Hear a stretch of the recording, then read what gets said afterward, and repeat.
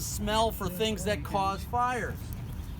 So what they do is they bring Maddie in after a fire, and she walks around and sniffs, and if she finds something, she tells their owner that there's like gasoline here or something that was spilled here, and that could lead to why the fire started. So she was a Labrador Retriever. Okay, so this is a picture of what Maddie looked like. And way back in 1986, Maddie was the first dog of its kind. So now almost every state in the country has arson detection dogs.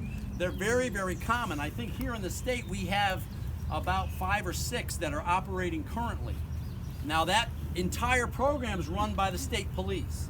So the state police, if you have a big fire in your town, you call them, they'll come out and they'll bring their dog, and the dog can help to determine if the fire was caused intentionally, if somebody tried to burn the building down. So you can see Maddie was the first, and all of the different names that are here are other dogs that have come and have retired since Maddie.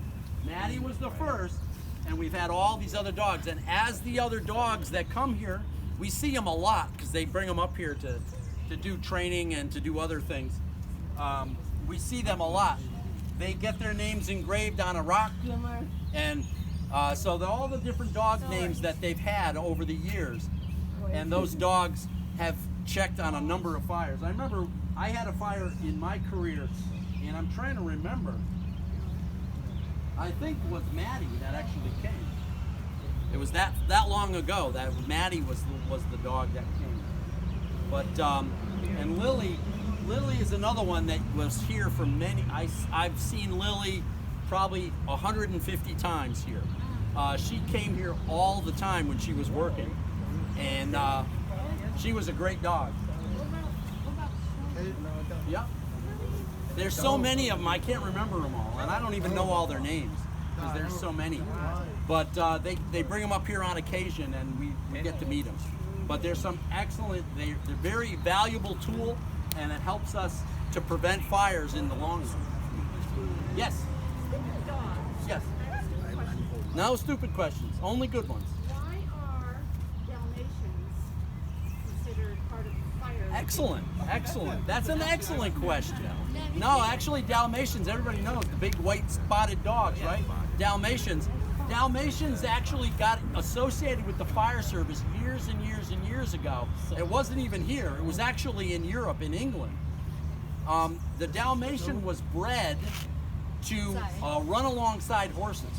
So the height of the dog is so that he can kind of still fit under the horse, and so he can kind of maneuver around the horses. And they were trained to do that. So when, in the old days, we didn't have fire trucks that had motors on them, we pulled our fire engines with horses. So Dalmatians got in the process, because Dalmatians are pretty hyper. They bark a lot, they yap, they jump around, they get things excited. Well, they get the horses excited, and they help the horses to go faster. So they started keeping Dalmatians with the horses, and when they had a fire, they would get to the fire quickly that way. So that's where the Dalmatian kind of got stuck alongside, working with horses. It's always been bred to work with horses, but the firefighters used them to get their horses to get to the fires quick. A lot of them are. And the reason is because they're bred so much.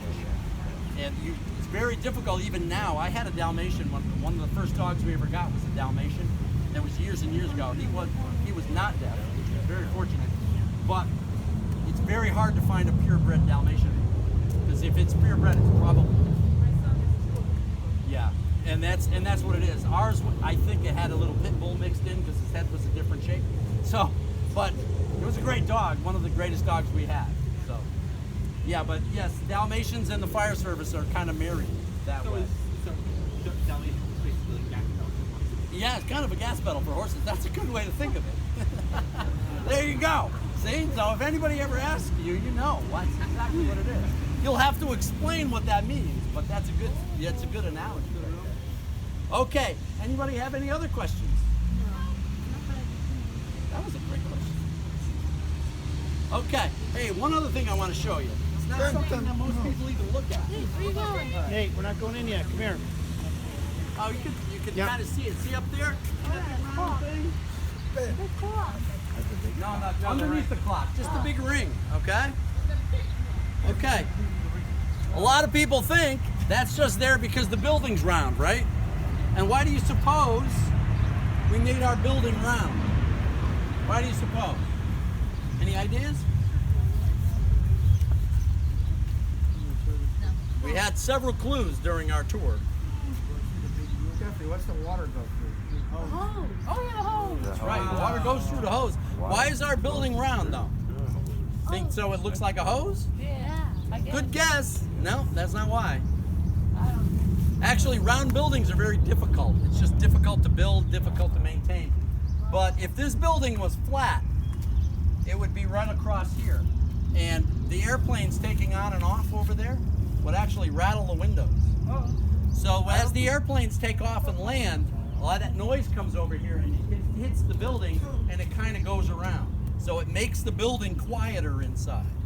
So it's not only it's architecturally pretty, but it also helps us to keep the noise level down inside the building, which is kind of cool. So most people look at that ring and they go, well, the building's round, the clock is round, so it's just a round ring, right? Well, here's the National Guard going by.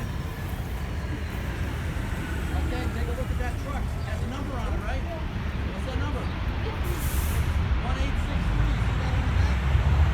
Did I mention that? That's jet fuel. So, like that.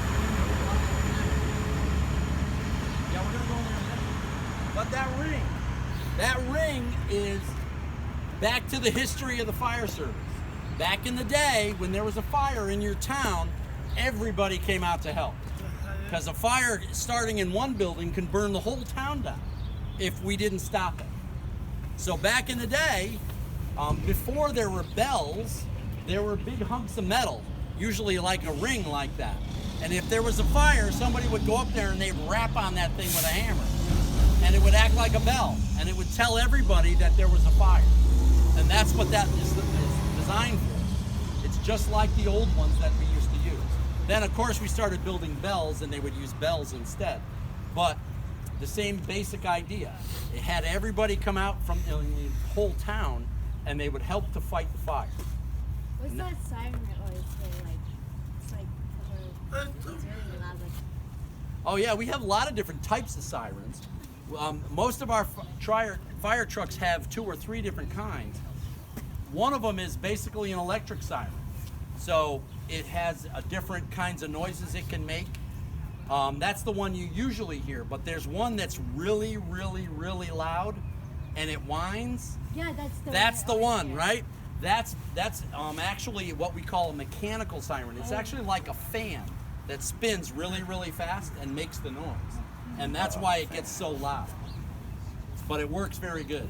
People hear it from a long way Is that away. to warn people of fires? That's it. It's warning that we're going to a fire and they should get out of our way. Okay. You ready for lunch? Yeah.